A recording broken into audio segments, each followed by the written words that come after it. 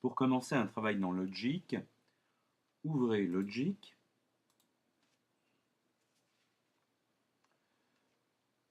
Mettez-le en grande taille. Voilà. Il faut d'abord faire quelques vérifications, surtout ce qu'on appelle la fréquence d'échantillonnage. Donc faites audio, fréquence d'échantillonnage, et vérifiez bien que 44 100 Hz est coché et non pas l'une des autres valeurs. Donc ceci étant fait, il faut régler le tempo du projet. Et là, attention, tous les travaux que vous serez amené à faire avec les échantillons que je vous ai envoyés doivent impérativement être faits à 96 à la noire. C'est le tempo obligatoire. Alors pour régler le tempo, vous allez dans la boîte de transport et ici, on règle le tempo. Donc pour le régler, vous double-cliquez sur le tempo et vous rentrez la valeur 96 avec le pavé numérique. Voilà, le tempo est à 96. Là, on peut travailler. Maintenant, il n'y a plus qu'à importer des échantillons, les choisir, faire en sorte d'en trouver certains qui correspondent bien les uns avec les autres, les mixer, etc. Alors, on va importer un premier échantillon. Donc, pour cela, il faut sélectionner une piste audio et nous allons chercher le premier échantillon. Pour cela, il faut faire audio, importer fichier audio et aller chercher dans vos dossiers l'endroit où se trouvent les échantillons.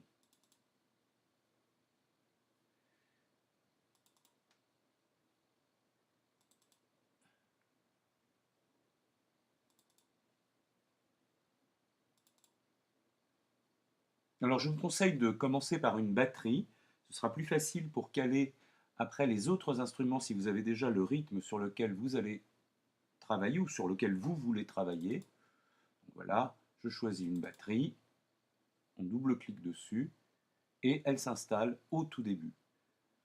Une chose que je ne vous ai pas dite mais qui est très importante, quand vous avez choisi le tempo, il est très important que le curseur, ici la barre, soit à 0. Si jamais le curseur est par exemple ici, le changement de tempo ne va arriver qu'à la 14e mesure, c'est-à-dire tout le début sera au tempo de 120 qui est donné par défaut. Donc au moment de changer le tempo, de régler le tempo, assurez-vous bien que le curseur est à 0. Donc voilà, vous avez rentré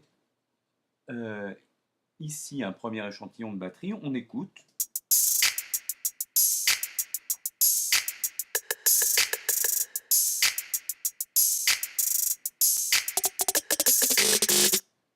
Donc voilà, bien sûr, ça s'arrête au moment de la fin de l'échantillon. Je vous rappelle que si vous voulez voir la forme d'onde à l'intérieur de l'échantillon, vous devez agir sur ici l'ascenseur et vous voyez au bout d'un moment la forme d'onde apparaît. Bien. Si vous devez fermer le programme avant d'aller plus loin, il faut enregistrer votre travail pour repartir de là où vous vous êtes arrêté, en particulier pour bien repartir avec le bon tempo. Donc pour ranger le travail, vous faites bien sûr Fichier, Enregistrer, et dans la boîte de dialogue qui apparaît, il faut que vous sélectionniez un endroit où vous allez ranger votre travail. Alors ce que je vous conseille de faire, c'est de créer un dossier EPI dans lequel vous avez déjà mis tous vos dossiers d'échantillons et dans lequel vous allez ajouter un dossier que vous allez appeler par exemple composition.